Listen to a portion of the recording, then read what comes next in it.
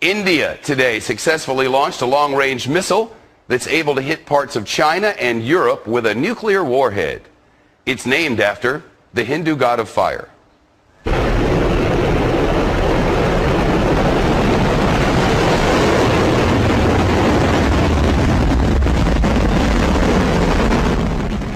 It's a 50-ton, three-stage rocket that puts India in a small club of nations with the power to develop and build long-range ballistic missiles. But in contrast with North Korea's recent failed missile test, there is hardly any international blowback over India's new weapon.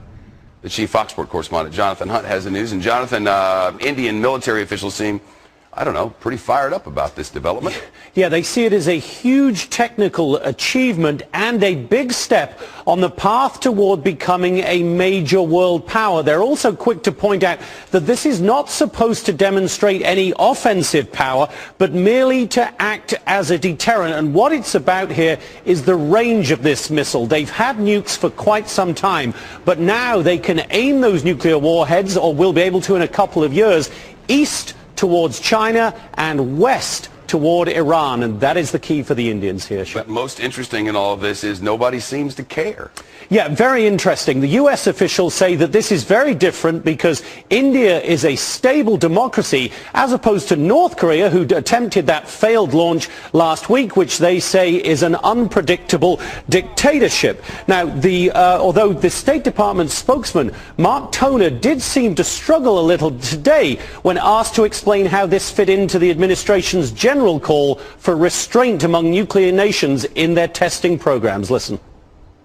We believe, they have a solid non-proliferation record, and that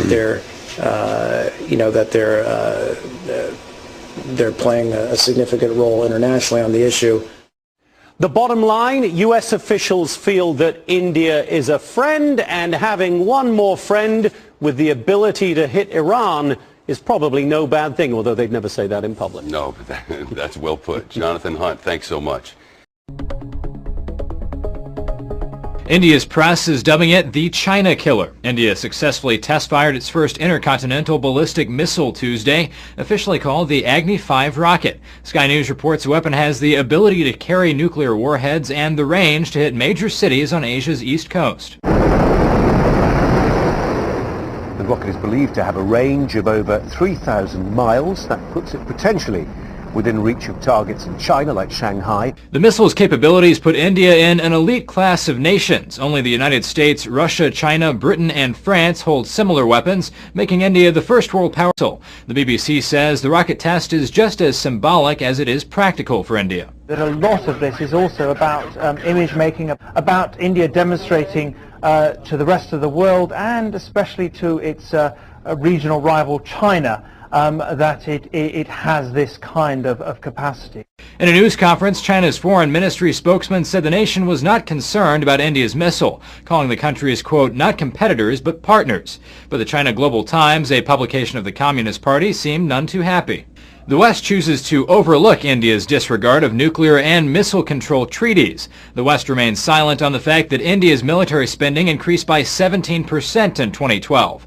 India should not overestimate its own strength. An opinion writer for Thailand's The Nation says while China and India might be traditional rivals, the conflicts most likely to occur in Asia would put the two powers on the same team. In the event of a conflict in the Middle East between Iran and Israel, China is certain to back Iran. India's position on the Israel-Iran conflict is ambiguous, but it is more likely that it would want to join the Sino-Russian alliance to support Iran. If this were the case, India's missiles would not be aimed at targets in China. On Al Jazeera, an analyst says attention surrounding the missile test is drawn to China's response because of its strong ties with Pakistan, India's major rival. Still, he says India's move should not be seen in the same aggressive light as North Korea's recent test. That you cannot quite compare North Korea and India, because North Korea has a profile in the region which is deemed to be revisionist, and technically North Korea is still at war.